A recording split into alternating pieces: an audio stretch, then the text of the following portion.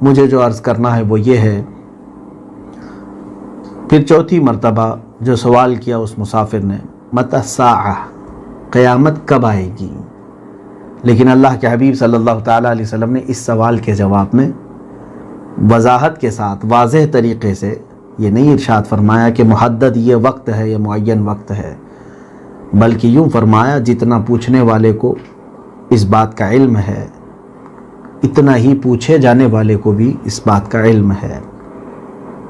اس کے بعد یہ فرمایا کہ میں اس کی علامتیں ضرور بتا دیتا ہوں۔ پھر اب وہ صحیح حدیث پاک ہے جو میں یہ عرض کر رہا ہوں، حدیث جبرائیل، تقریباً محدثین نے اس کو بیان کیا ہے اور کئی صحابہ اکرام سے یہ حدیث مروی ہے۔ تو یہ اللہ کے حبیب صلی اللہ علیہ وسلم نے اس میں چند علامتیں بیان فرمائی تھی۔ ان تلد الامۃ ربتہا، تم دیکھو گے کہ باندی اپنے سردار کو جنے گی، اور پھر تم دیکھو گے کہ ننگے پیر چلنے والے چرواہے جو کم ذات کے لوگ ہوتے ہیں وہ بڑی بڑی عمارتوں میں فخر کریں گے، ہو سکتا ہے زمام حکومت ان کے ہاتھ میں آئے گا، یہ تمام باتیں فسق و فجور عام ہو جائے گا۔ علامات اسی حدیث پاک میں جو واضح طریقے سے ملے، اور اس کے بعد احادیث کا ایک سلسلہ موجود ہے جن کے متعلق محدثین نے ایک باب ہی الگ سے باندھا ہے، پورا ایک چیپٹر رکھا ہے کہ احادیث یعنی فتن کے نام سے اور الملاحم کے نام سے، کہ قیامت کے قریب ہونے والے فتنوں کے متعلق جو میرے آقا صلی اللہ علیہ وسلم نے خبر عطا فرمائی، اس کے متعلق پورا ایک چیپٹر ہی ہے۔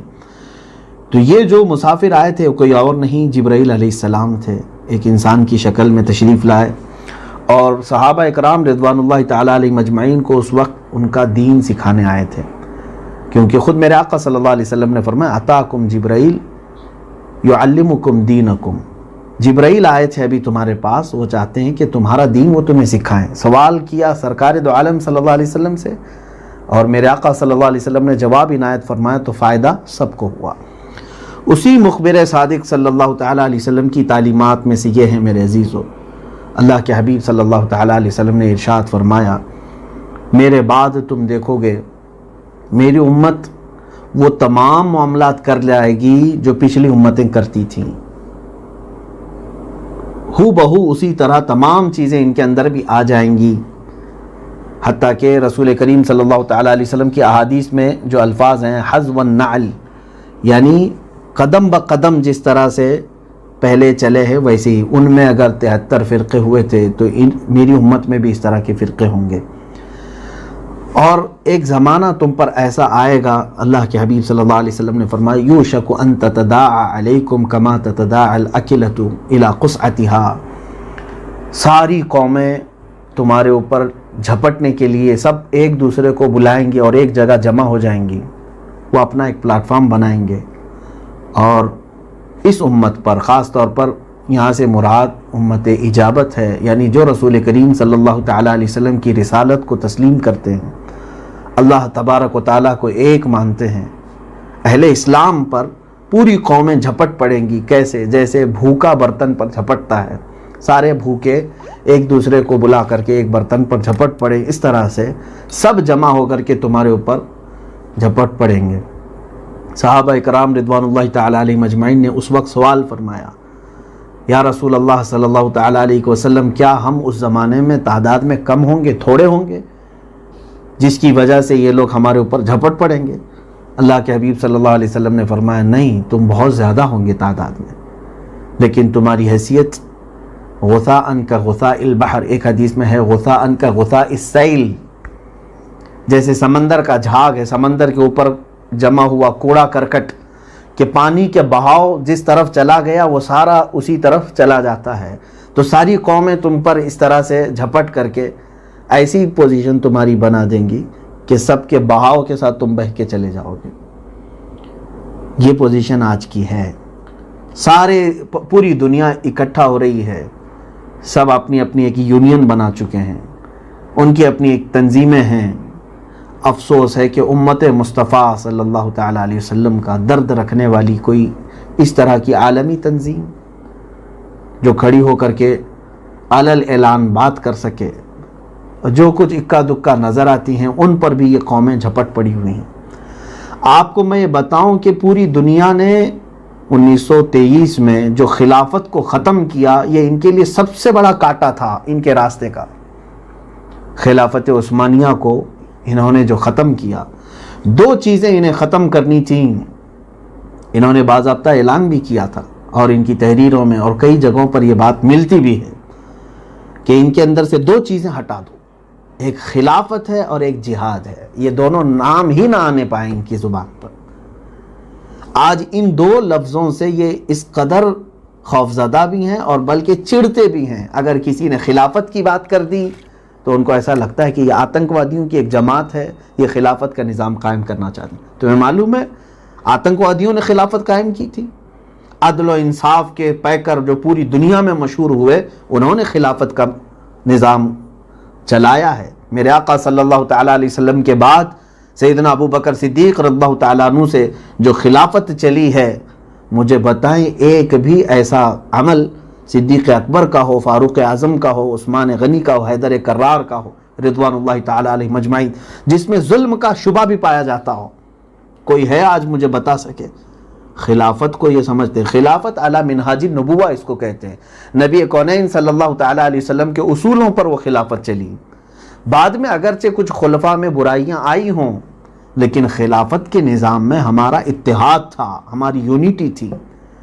انہوں نے چند دین اور ضمیر کو بیچنے والے مسلمانوں کو خریدا اور ان کو لالچ دی کہ تم اپنی ایک ٹکڑی جمع کر لو الگ سے، تمہیں حکومت بھی مل جائے گی، تم سردار بھی بن جاؤ گے، اپنے چند لوگوں کے تم بادشاہ بھی بن جاؤ گے، خلافت سے ہٹ جاؤ۔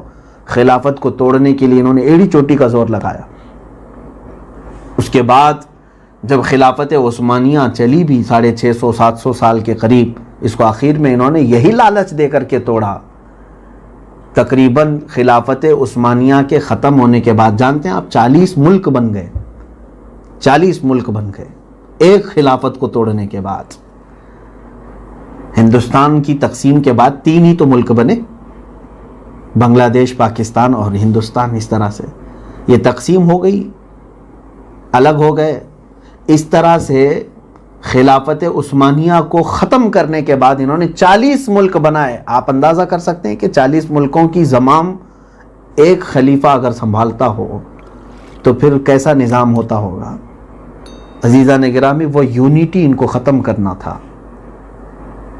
اور میں حدیثوں کی طرف آتا ہوں۔ اللہ کے حبیب صلی اللہ تعالیٰ علیہ وسلم نے ایک حدیث پاک میں یہ ارشاد فرمایا، صحابہ اکرام رضوان اللہ تعالیٰ علیہ مجمعین نے اس حدیث کو جو بیان کیا ہے، حضور پاک صلی اللہ تعالیٰ علیہ وسلم نے یوں فرمایا، اللہ تعالیٰ تمہارے دل پر وہن ڈال دے گا اور کافروں کے دلوں سے تمہاری ہیبت کو، تمہارے رعب کو ختم کر دے گا۔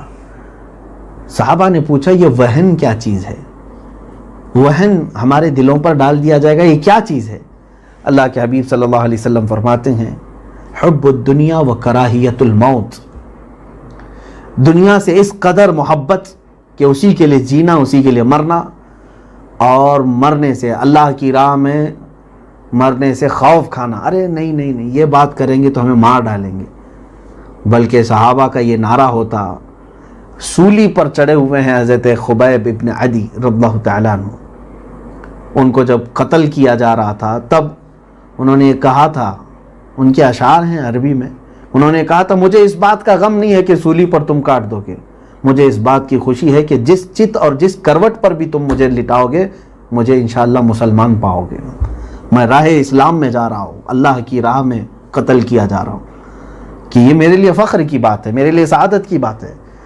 تو یہ دو چیزیں ہمارے دلوں میں آئیں گی۔ اللہ کے حبیب صلی اللہ علیہ وسلم نے فرمایا، دنیا کی محبت کثرت سے اور موت سے خوف، موت سے ڈر، یہ دو چیزیں جب دل میں بس جاتی ہیں تو پھر یہ وہن، دشمنوں کے دلوں پر سے تمہاری ہیبت ختم کر دی جائے گی، تمہارا رعب ختم کر دیا جائے گا۔ اور ہو بھی رہا ہے ایسے ہی ہے کہ یوں سمجھ لو کہ شیر کو ایک مرغا ہانک رہا ہے، شیر کو ایک کتا چلا رہا ہے، شیر کو ایک چھوٹی سی بکری چلا رہی ہے۔ کیوں چلا رہی ہے؟ اس لیے کہ شیر کو اس کے گلے میں پھندا ڈال دیا گیا ہے، اسے جینے کی ہوس بڑھ گئی ہے، اور اسے کھانے پینے کے شوق زیادہ ہو گئے ہیں. اس کو ایسا لگنے لگا ہے کہ بکری کے اگر میں بات نہ مان لوں تو مجھے یہ ساری بکریاں مل کے مار ڈالیں گی، جبکہ صرف اس کی ایک چنگھاڑ سے ساری بکریاں ختم ہو جائیں، لیکن وہ بھول چکا ہوتا ہے. عزیزان گرامی وقار، اسی طرح کے حالات ہمارے ساتھ پیدا ہوں گے. اب ایک بات میں حدیث پاک عرض کروں. اللہ کے حبیب صلی اللہ تعالیٰ علیہ وسلم ایک بار مدینہ طیبہ میں میدان ہے، کھلا میدان ہے، وہاں کھڑے ہو کر کے آپ نے دعا فرمائی تھی. جہاں آج مدینہ طیبہ میں ایک مسجد آپ دیکھتے ہوں گے، زیارتوں کے لیے جو گئے ہوں گے، مسجد اجابہ. مسجد اجابہ مسجد نبوی شریف سے قریب میں ہی ہے، جنت البقیع کے تھوڑا پہلے اس طرف. تو یہاں پر اللہ کے حبیب صلی اللہ تعالیٰ علیہ وسلم نے دعا فرمائی تھی اپنی امت کے لیے. اس میں سے ایک دعا میں آپ سے عرض کروں. اللہ تبارک و تعالیٰ کی بارگاہ میں یوں عرض کیا تھا. یہ حضرت ثوبان رضی اللہ تعالیٰ عنہ سے یہ حدیث ہے. اپنی امت کے لیے انہوں نے یوں دعا کی کہ خدا تبارک و تعالیٰ، اے رب ذوالجلال، تو میری امت پر پورے دشمنوں کو ایسا مسلط نہ کر دے کہ یہ ان کو جڑ سے اکھاڑ پھینک دیں. ایک دعا ہے. اور اے مولا، تو میری امت کو عام ہلاکت میں مبتلا نہ کر دے، ایسے کہ سب جگہ لوگ مرتے ہی چلے جائیں، مرتے ہی چلے جائیں. رب تعالیٰ نے فرمایا، اے حبیب، میں نے تمہاری دونوں دعائیں قبول کر لی. یہ اجابت کہتے ہیں قبولیت کو. وہیں پر ایک مسجد ہے، مسجد اجابہ. اب سنیے اللہ کے حبیب صلی اللہ تعالیٰ علیہ وسلم نے اس کے بعد کیا فرمایا. فرماتے ہیں اللہ تبارک تعالیٰ نے یہ دونوں دعائیں قبول فرما لی. آخر میں آپ فرماتے ہیں مجھے بڑا خوف اس بات کا نہیں ہے کہ دشمن میری امت کو قتل کر دیں گے، جڑ سے نکال پھینکیں گے. مجھے اس بات کا ڈر نہیں ہے کہ ساری میری امت کو یہ لوگ ختم کر ڈالیں گے. خوف اس بات کا ہے، اندیشہ اس بات کا ہے کہ یہ آپس میں ایک دوسرے کو مار دیں گے. یہ ہے ہماری کمزوری. یہاں ایک دوسرے کے قتل کو ہم نے حلال سمجھا، ایک دوسرے کی برائی کو، ایک دوسرے کی ٹانگ پکڑ کر کھینچنے کو ہم نے سب جائز سمجھ لیا ہے. عزیزان گرامی وقار، وَذَلِكَ لِكَثْرَةِ اخْتِلَافِهِمْ وَتَفَرُّقِهِمْ وَتَمَذْهُبِهِمْ. یہ فرمایا گیا ان کے کثرت اختلاف کی وجہ سے، ان کے کثرت فرقہ بازی کی وجہ سے، ان کے بہت زیادہ الگ طریقے بنا لینے کی وجہ سے یہ معاملات آئیں گے کہ یہ امت کثیر تعداد میں ہو کر کے بھی مغلوب ہو جائے گی. مغلوب کہتے ہیں جس پر دوسرے لوگوں نے غلبہ کر لیا ہو. عزیزان گرامی وقار، یہ ہم آخر الزمان میں ہیں اور ہم دیکھ رہے ہیں اس کا علاج کیا ہے. ہم ان تمام حالات سے کیسے نکلیں؟ اس کا علاج ہمارے خود اپنے اندر، ہماری ذات میں موجود ہے کہ ہم، مولانا کی بات میں ایک پیش کرتا ہوں. مولانا روم فرماتے ہیں کہ انسان کی مثال ایسی ہے جیسے کہ دیوار شیشے کی تھی، دن میں سورج نکلا اور دیوار پر سورج کی روشنی پڑی تو ظاہر سی بات ہے دیوار کیا ہوگی؟ دیوار چمکے گی. تو اس دیوار کو یہ سمجھ بیٹھا کہ یہ اتنی خوبصورت ہے، اتنا چمکتی ہے، اتنا اجالا دیتی ہے، یہ بہت اجالا دیتی ہے. مولانا فرماتے ہیں جبکہ اسے یہ معلوم نہیں ہے کہ یہ ساری روشنی دیوار کی نہیں، یہ کس کی ہے؟ سورج کی. اگر سورج ہٹ گیا تو اس دیوار کی کوئی حیثیت نہیں، نہ اس کے اندر چمک پیدا ہوگی، نہ وہ روشنی پیدا کر سکے گی. اسی طرح کوئی پتھر چمکتا ہو تو سورج کی روشنی سے چمکتا ہے. تو مولانا فرماتے ہیں انسان ایسی ہی دنیا کی ان فانی چیزوں سے دل لگا بیٹھا ہے جو عنقریب فنا ہونے والے ہیں. تمہیں دنیا میں جو کچھ بھی حسین چیز دکھ رہی ہے یہ قدرت خداوندی کا مظہر ہے. اگر اللہ نہ چاہے تو یہ ساری چیزوں کی رونق ختم ہو جائے گی، تمہارا دل اٹھ جائے گا.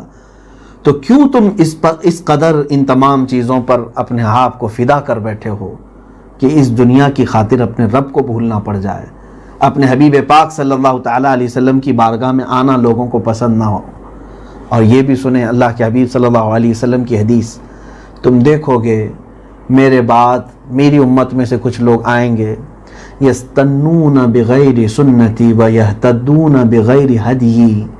فرماتے ہیں میرے طریقے کو چھوڑ کر دوسروں کے طریقوں کو اپنا لیں گے اور میری ہدایت جو بتایا ہوں میں، جو اصول بتایا ہوں، اس کو چھوڑ کر کے دوسروں کے اصول پر چلنے کو اپنا فخر سمجھیں گے۔ حضور اکرم صلی اللہ تعالیٰ علیہ وسلم نے اس زمانے کے متعلق جو خبریں دی وہ یہی ہے حالات، کہ سنت مصطفیٰ صلی اللہ تعالیٰ علیہ وسلم آج کتنے لوگوں میں سے ہیں، ہم میں سے؟ آپ کاؤنٹ کر کے بتا دیں، کروڑوں کی تعداد میں ہم ہیں، لیکن کتنے ایسے نظر آتے ہیں ہم جن کو دیکھنے کے بعد یہ لگے کہ یہ رسول پاک صلی اللہ تعالیٰ علیہ وسلم کے اصولوں پر چل رہا ہے، دین اس کے اندر رچ بس چکا ہے؟ کون ہے ہم میں سے اس طرح سے؟ ہم نے تو یہ سمجھ لیا ہے حضور اکرم صلی اللہ تعالیٰ علیہ وسلم کے جتنے اصول ہیں یہ سب صرف مولانا لوگوں کے لیے ہے، یا جو دین میں چلا گیا، غالب آ گیا، اس کے لیے ہیں۔ باقی سب میرے عزیزو، یہاں سب کو ایک طرح سے رکھا گیا ہے اس دین میں، سارے لوگوں کے لیے میرے آقا صلی اللہ تعالیٰ علیہ وسلم کے نقش قدم پر چلنا ضروری ہے یا نہیں ہے؟ کیا صرف علماء مبلغین کے لیے، عوام الناس کے لیے نہیں؟ عام آدمی غلط کر کے یہ کہتا ہے میں تو ایک جاہل آدمی ہوں، میں تو عام آدمی ہوں، مولانا صاحب آپ ایسا کر رہے ہیں تو کیا تم رسول پاک کی امتی نہیں ہو؟ تمہارا رسول کریم صلی اللہ علیہ وسلم سے کوئی رشتہ نہیں ہے؟ عزیزان گرامی، یہ تفریق، یہ جو فرق پیدا کر دیا ہے جماعتوں میں، عوام کثرت سے ہیں آج لیکن دیکھنے میں نظر بھی نہیں آتی۔ میں نے غالباً اس سے قبل یہ بات کہی تھی، آزادی کے ناموں میں دو نام آپ سنتے ہوں گے، مولانا شوکت علی اور مولانا محمد علی جوہر، علی برادران ان کو کہا جاتا تھا۔ ان دونوں نے، مجھے ایک بڑے مفتی صاحب قبلہ ہیں، انہوں نے یہ بات فرمائی تھی کہ ناگپور میں ان لوگوں کا نزول ہوا، تھوڑی دیر کے لیے ٹرین سے اترے تھے، تھوڑی دیر کے لیے، تو انہوں نے تمام لوگوں سے کہا تھا دو چیزیں تم لازم کر لو آج کے دور میں، پھر بہت ساری چیزیں کرنے کی ضرورت نہیں۔ لوگوں نے پوچھا کیا ہے؟ کہا تم ہمیشہ اپنے سروں پر ٹوپی پہنو اور اپنے چہروں پر داڑھی سجا لو۔ کہا کیوں؟ یہ دو چیزوں سے کیا ہوگا؟ کہا بات یہی تو ہے، تم کروڑوں میں ہو، دکھتے کہیں نہیں ہو، نظر کہیں نہیں آتے۔ اور کچھ قومیں ایسی ہیں کہ جنہوں نے اپنی شناخت بنا رکھی ہے، وہ اگر چند 100 بھی ہوں تو پورے مجمع میں وہی نظر آتے ہیں۔ تم خود اپنے آپ سے پوچھو یہ سوال۔ اللہ تبارک و تعالیٰ نے جس رسول کریم صلی اللہ تعالیٰ علیہ وسلم کو ہمارا ہادی، ہمارا مرشد، ہمارا قائد بنایا، اس ہادی، اس مرشد، اس قائد کو چھوڑ کر ہم نے ہزاروں دوسرے طریقوں کو اپنا لیا ہے۔ عزیزان گرامی وقار، ماں عائشہ صدیقہ رضی اللہ تعالیٰ عنہا سے ایک روایت یہ بھی ہے، حضور اکرم صلی اللہ تعالیٰ علیہ وسلم نے فرمایا میرے بعد میری امت میں سے تم دیکھنا قیامت اس وقت تک نہیں آئے گی جب تک میری امت کے کچھ قبیلے شرک نہ کر جائیں، بت پرستی کرنے لگ جائیں۔ حتیٰ کہ ایک حدیث میں ہے لات، حبل، عزا، یہ جو مکہ والوں کے جو بت تھے جو خانہ کعبہ کے ارد گرد رکھے تھے، میرے آقا صلی اللہ علیہ وسلم نے فرمایا ان کی پوجا ہونے لگ جائے گی، پھر سے تم دیکھو گے کہ ان کی پوجا ہونے لگ جائے گی۔ حضرت عائشہ صدیقہ رضی اللہ تعالیٰ عنہ فرماتی ہیں جبکہ آیت کریمہ میں یہ بات آئی تھی، میں نے جو ابھی خطبے کے بعد تلاوت کی، اللہ نے فرمایا وہی ہے جس نے اپنے رسول کو ہدایت کے ساتھ بھیجا ہے تاکہ وہ دین کو پوری دنیا میں غالب کر دے، اگرچہ مشرکین ناپسند کریں۔ ام المومنین فرماتی ہیں اس آیت کے بعد تو میں یہ سمجھتی تھی کہ اب قیامت تک صرف دین اسلام ہی غالب رہے گا، لیکن حضور نے جب یہ فرمایا کہ پھر میری امت کے کچھ فرقے ایسے آئیں گے جو بت پرستی کریں گے، شرک کریں گے، تب میں نے یہ سمجھ لیا کہ کچھ لوگوں کے لیے گمراہی ہے۔ آج عرب اس طرف جا رہے ہیں میرے عزیزوں۔ میرے آقا صلی اللہ تعالیٰ علیہ وسلم نے جو فرمایا عرب کے کچھ قبیلے، کیا آپ نہیں دیکھ رہے ہیں وہاں مندروں کے لیے بھی آپ اجازتیں مل گئی ہیں؟ بت پرستی میں ہم نے کچھ ابا قبا جبے میں لوگوں کو دیکھا جو آرتی اتار رہے ہیں۔ آج تک اتنے 100 سالوں میں بہت ساری خرابیاں تو آئی ہوں گی لیکن بت پرستی وہاں پر نہیں تھی۔ جزیرۃ العرب جس کو کہا گیا ہے، عرب شریف، یہاں پر رسول کریم صلی اللہ تعالیٰ علیہ وسلم نے جب پاک فرما دیا شرک سے، بت پرستی سے، تو یہ زمین آج تک بت پرستی کی طرف دوبارہ نہیں آئی، لیکن اب ہونے لگا۔ پچھلے سال ان لوگوں نے ایک بڑا ایونٹ جو گانے والوں کے لیے، اب یہ سب آرکیسٹرا وغیرہ ساری چیزیں کر رہے ہیں نا، سعودی عرب میں تو یہ سب چیزیں اب حلال ہو گئی ان کے نظر میں، سینما تھیٹر سب انہوں نے اوپن کیے. اور اس کے علاوہ انہوں نے بہت بڑا فنکشن رکھا تھا جس میں مرد اور عورتیں، کون سے مرد اور کون سی عورتیں، کوئی نان مسلم تھوڑی نا، مسلمان عورتیں مسلمان مرد اس میں شریک ہوئے، گانے بجانے ہوئے، لیکن پیچھے جو بیک گراؤنڈ میں تصویریں تھیں وہ گنپتی کی بھی تھیں. غالباً یہ ہولی یا دیوالی کے تہوار پر انہوں نے منایا تھا. تو یہ اب عام سی بات ہو گئی ان کے لیے، عام سی بات ہو گئی. میرے آقا صلی اللہ تعالیٰ علیہ وسلم نے فرمایا تم دیکھو گے کہ میری امت کے کچھ قبیلے مشرکوں سے جا ملیں گے، اس وقت تک قیامت نہیں آئے گی. میں سمجھ رہا ہوں یہ وہی دور ہے جس میں یہ مشرکین سے جا کر کے اب مل چکے ہیں. اب یہود و نصارہ کے یہ خاص دوست بن رہے ہیں اور مسلمانوں کے دشمن ہو رہے ہیں. عرب کے کچھ قبیلے جن کو اللہ تعالیٰ نے بے پناہ مال و دولت عطا کیا ہے، بے پناہ ان کے لیے ذخائر کھول دیے رب تعالیٰ نے. ان کے ہاں پیٹرولیم کی مصنوعات سے لے کر سونا، تمام تر چیزیں زمین میں ان کے پاس خزانے نکل گئے، لیکن ان کی چربی اس قدر بڑھ گئی کہ یہ اسلام کو ہلکا سمجھنے لگے. کعبۃ اللہ اور مدینہ طیبہ کی حرمتیں ان کی نظر میں کم ہو گئیں. عزیزان گرامی، یہ وہ آخر الزمان میں ہم ہیں، زمانے آخری میں، جس کے متعلق اللہ کے حبیب صلی اللہ علیہ وسلم نے فرمایا تم دیکھو گے کہ کچھ قبیلے مشرکوں سے جا ملیں گے، اور یہ مل چکے. آج ان کا تعلق، آج میں اگر بتاؤں، اسرائیل سے اتنا گہرا ہو گیا. جو اسرائیل قاتل ہے، ہزاروں نے لاکھوں فلسطینی ناحق قتل کا، مسلمانوں کا، یہ قاتل ہے، پوری دنیا جانتی ہے. اور انہوں نے بیت المقدس پر ناجائز قبضہ جمانے کی ہر ممکن کوشش کر لی ہے. پوری دنیا میں اگر کوئی ایک بڑا وائرس ہے تو یہی ہے جو ہر ایک کے لیے خطرہ بنے ہوئے ہیں. اگرچہ دنیا ان کو تسلیم کر چکی ہو، لیکن اندرونی طور پر سب کو معلوم ہے بالواسطہ یا بلا واسطہ سب کا تعلق اسرائیل سے ہے. ابھی چند دنوں پہلے اسرائیل کے ہی پرائم منسٹر نے علیہ اعلان یہ کہا تھا کہ پوری دنیا کی تقریباً جو بڑی کمپنیاں ہیں وہ سب ہمارے پاس ہیں، جتنی بڑی بینکیں ہیں ان کے سب کے مرکز ان کے پاس ہیں، پوری دنیا کو. لیکن میں جو بات کہنے جا رہا ہوں، اتنے سالوں میں تقریباً 100 سال ہونے کو آ گئے، اس نے اپنا ناپاک وجود جو وہاں پر قائم کیا ارض مقدس پر، اتنے سالوں میں مسلمان ملکوں میں، اور وہ بھی خاص طور پر عرب شریف سے، کوئی سفارتی تعلقات ان سے قائم نہیں کیے گئے تھے، کیونکہ یہ دشمن اسلام ہے.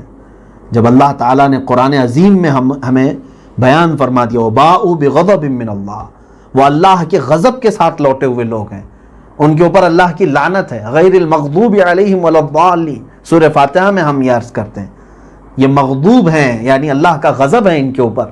ان سے ہمارا کوئی تعلق ہی نہیں تھا. عرب شریف میں آج تک اتنے سالوں تک کوئی تعلقات استوار نہیں کیے گئے، سفارتی تعلقات، حتیٰ کہ پورے عرب شریف کی فضائی حدود پر کوئی اسرائیلی طیارہ نہیں اڑ سکتا تھا، اور براہ راست کوئی ادھر سے ادھر چیزیں تجارتی نہیں ہو پاتی تھیں، کیونکہ ہم نے بائیکاٹ رکھا تھا. ہم مانتے ہی نہیں تھے اس کو کوئی ملک ناجائز طریقے سے قبضہ کیا ہوا ایک ملک، اس کو تسلیم ہی نہیں کرتے. لیکن اب جا کر یہ ساری چیزیں استوار ہونے لگیں. اب کے جو بادشاہوں نے تعلقات قائم کیے، حتیٰ کہ بہت ساری کمپنیاں سعودی عرب میں اسرائیل کو ٹینڈر کے طور پر دے دی گئی ہیں. ایئرپورٹ کی سیکورٹی کی کمپنیاں اسرائیل کے ہاتھ میں چلی گئیں. اگرچہ آپ ڈائریکٹ نہیں بتا پائیں، لیکن بالواسطہ انہی کے یہ ہاتھ میں، انہی کے زمام میں پورا عرب پہنچتا نظر آ رہا ہے. اتنا ہی نہیں بلکہ اب سعودی کے فضائی حدود بھی کھول دیے گئے کہ اسرائیلی طیارے اڑ سکتے ہیں، آ جا سکتے ہیں. اور خفیہ خبریں یہ بھی ہیں کہ وہ سفارتی تعلقات بھی قائم کرنا چاہ رہے ہیں. اسرائیل سے عرب کوئی ڈائریکٹ آنا چاہے تو آ جائے، عرب سے کوئی ڈائریکٹ اسرائیل جانا چاہے تو جا سکے. جبکہ اسی سعودی عرب نے اپنے پڑوسی ملک قطر پر ایسی پابندی لگائی ہے کہ قطر کا ایک طیارہ سعودی عرب میں نہیں اتر سکتا، سعودی عرب کا ایک طیارہ قطر میں نہیں جا سکتا. براہ راست وہاں کے لوگ ادھر نہیں آ سکتے، ادھر کے لوگ ادھر نہیں. تجارتی تعلق، حتیٰ کہ دودھ پانی تک ایک دوسرے ملک پر انہوں نے بند رکھا ہے. سچ فرمایا میرے آقا صلی اللہ تعالیٰ علیہ وسلم نے کہ مشرکین سے جا ملیں گے اور آپس میں ایک دوسرے کا قتل کریں گے. انہوں نے آپس میں ایک دوسرے کا بائیکاٹ کر رکھا ہے، اور یہ عالمی اخبار ہیں، آپ کے سامنے یہ سب چیزیں موجود ہیں. ہم جس زمانے میں گزر رہے ہیں، اور آپ دیکھیں گے، ایک حدیث پاک میں سنا کر رخصت ہو جاؤں، بات طویل نہ ہو جائے. رسول پاک صلی اللہ تعالیٰ علیہ وسلم نے یہ بھی فرمایا کہ حضرت ابو موسیٰ اشعری رضی اللہ تعالیٰ عنہ اور دیگر صحابہ سے یہ حدیث ہے، ترمذی ابو داؤد کی، فتنہ کقطع اللیل المظلم یصبح الرجل فیہا مؤمنا ویمسی کافرا. قریب قیامت کے ایک زمانہ ایسا آئے گا کہ ہم ایسے فتنوں میں مبتلا ہوں گے، رات کے آخری پہر کی طرح سے ایسے ہم فتنوں میں مبتلا ہوں گے. فرمایا کہ صبح کے وقت آدمی مسلمان رہے گا اور شام میں کافر ہو جائے گا، شام میں مسلمان رہے گا، صبح تک کافر ہو جائے گا. یہ حدیث پاک ہے، صحیح حدیث پاک ہے. یہ حضرت ابو ہریرہ رضی اللہ تعالیٰ عنہ سے بھی حدیث یوں ہے، یمسی مؤمنا ویصبح کافرا یبیع دینہ بغرض من الدنیا. رات کو ایک آدمی مسلمان سوئے گا، صبح کافر اٹھے گا، اپنے دین کو دنیا کے بدلے بیچ ڈالے گا، اپنے دین کو دنیا کے بدلے بیچ ڈالے گا. یہ بھی تمام چیزیں آئیں گی. تو جس کا دین کمزور ہوگا، ہلکا ہوگا، وہ یہ سب چیزیں آج کر جائے گا. سب چیزیں کرنے پر وہ ہر چیز کو تسلیم کرے گا. کچھ اور حدیثیں ہیں، ایک مرتبہ میں آپ کو سنا دوں. اللہ کے حبیب صلی اللہ تعالیٰ علیہ وسلم نے یہ بھی ارشاد فرمایا، اذا کانت امراؤکم خیارکم و اغنیاؤکم سمحاؤکم و امورکم شورا بینکم فظہر الارض خیر لکم من بطنہا. جب تمہارے امیر جو تم پر حکومت کرتے ہیں وہ اچھوں میں سے ہوں، اور جب تمہارے مالدار سخی ہوں، اور تمہارے آپس کے معاملات مشورے سے طے پائیں، مشورہ جاہلوں کے نہیں، علم والوں کے مشورے سے طے پائیں، تو سمجھ لو کہ یہ زمین کا اوپر والا حصہ تمہارے لیے بہتر ہے نیچے والے حصے سے. بات سمجھ میں آ رہی؟ تمہارا جینا اس وقت خیر ہوگا. لیکن حدیث کا دوسرا ٹکڑا یہ ہے، وَإِذَا كَانَتْ أُمْرَاؤُكُمْ شِرَارُكُمْ وَأَغْنِيَاؤُكُمْ بُخْلَاؤُكُمْ وَأُمُورُكُمْ إِلَى نِسَائِكُمْ فَطَنُ الْأَرْضِ خَيْرٌ لَكُمْ مِنْ زَهْرِهَا. تو بطن الارض خیر لکم فبطن الارض خیر لکم من زہرها. تو پھر تم سمجھ لو، جب تمہارے امیر برے لوگوں میں سے ہوں، تمہارے مالدار بخیل ہو جائیں، تمہارے آپس کے معاملات عورتوں سے سلجھائے جائیں، ان کے ہاتھوں میں چلے جائیں، یا پھر یوں سمجھ لیں غلبہ نفس ہو، غلبہ شہوت ہو، اس اعتبار سے دینی معاملات اور طے ہو رہے ہوں، تو تمہارے لیے زمین کا نیچے والا حصہ اوپر والے حصے سے بہتر ہے، یعنی قبر تمہارے لیے زیادہ بہتر ہے. یہ ایک حدیث پاک ہے. دوسری اور ایک رسول کریم صلی اللہ تعالیٰ علیہ وسلم نے فرمایا، کیف بکم اذا فسق فتیاتکم وطغى نساؤکم. اللہ کے حبیب صلی اللہ علیہ وسلم نے فرمایا، وہ زمانہ کیسا ہوگا جب تمہارے گھر میں موجود عورتیں فاسق و فاجر ہو جائیں گی، بے حیا ہونے لگ جائیں گی، اور تمہاری عورتیں سرکش ہو جائیں گی، تمہیں چھوڑ کر باہر نکل جائیں گی. یہ بات کیا آج پاکستان کی ان سڑکوں پر ہم نے نہیں دیکھا، جنہوں نے بینر لے کر کے نکل کر یہ اعلان کیا، ہمارا جسم ہماری مرضی. یہ مخبر صادق صلی اللہ تعالیٰ علیہ وسلم نے فرمایا، کیف بکم، تمہارے ساتھ کیا حال ہوگا جب تمہاری گھر کی بچیاں آوارہ ہو جائیں، وہ طغى نساؤکم، جب تمہاری عورتیں سرکش ہو جائیں گی، تمہارے ہاتھوں میں نہیں رہیں گی. اچھا، اس حدیث پاک میں یہ بھی دیکھیں، پوچھا گیا، صحابہ نے یہ پوچھا، کیا یا رسول اللہ صلی اللہ علیہ وسلم ایسا ہو سکتا ہے، ایسا ہوگا؟ تو جواب میں میرے آقا صلی اللہ علیہ وسلم نے فرمایا، نعم و اشد، نہیں بلکہ اس سے بھی زیادہ سخت ہوگا. ہاں ایسا تو ہوگا، اس سے بھی زیادہ سخت ہوگا. اس سے زیادہ سخت کیا ہوگا وہ محسوس کریں آپ، کہ قیامت کے قریب جو زمانہ آئے گا اس میں سے ہر فتنہ ایسا آئے گا کہ اس کے بعد ایک فتنہ آئے گا. تو مسلمان یہ کہے گا، پہلے والے فتنے کو بھول جائے گا اور دوسرے کے بارے میں کہے گا یہ اصل فتنہ ہے، پہلے تو کچھ بھی نہیں تھا. پھر دوسرا فتنہ گزر جائے گا، پھر تیسرا فتنہ آئے گا، تب وہ کہے گا کہ پہلے کچھ بھی نہیں تھا، یہ اور سخت ہو گیا ہے. یہ وہ دور ہے. آپ دیکھیں ایک کے بعد دیگرے ہم پر جو بلائیں آ رہی ہیں، ہم پہلی چیز کو بھول جا رہے ہیں اور دوسری چیز کی طرف ہم پھر اب اس کے استقبال کے لیے تیار ہیں۔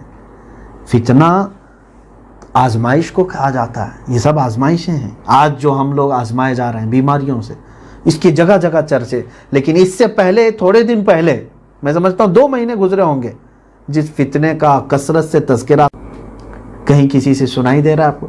جہاں کھولو، واٹس ایپ کھولو، کسی کے سٹیٹس دیکھو، سب اسی فتنے۔ کیا ہمارے ہندوستانی ظالمانہ نظام کو لانے کی کوشش کر رہے تھے کچھ حکومت کے کارندے، کسی ایک قوم کو ٹارگٹ کر رہے تھے، یہ تمام باتیں چل رہی تھیں، وہ بھی ایک فتنہ تھا، لیکن اس کو بلا دیا گیا۔ ہم بیماری کے فتنے میں اس طرح سے آج ملوث ہیں اور یہ کہتے ہیں اس سے بڑا تو یہ ہے۔ ہم دیکھنا اس کے بعد قحط سالی کا دور آئے گا، جب بھوک مری ہوگی تب تم کہو گے وہ پہلے کچھ بھی نہیں تھا، یہ اور زیادہ ہے۔ سچ فرمائے میرے آقا صلی اللہ تعالیٰ علیہ وسلم۔ اور رسول کریم صلی اللہ تعالیٰ علیہ وسلم کی یہ باتیں اگر مسلمان کو ہی یاد نہ رہیں تو میرے عزیزوں اور کس کو یاد ہونا چاہیے؟ یہ کتنی بڑی بات ہے کہ اللہ کے حبیب صلی اللہ تعالیٰ علیہ وسلم نے ہمیں ساری باتیں بیان فرما دی ہیں۔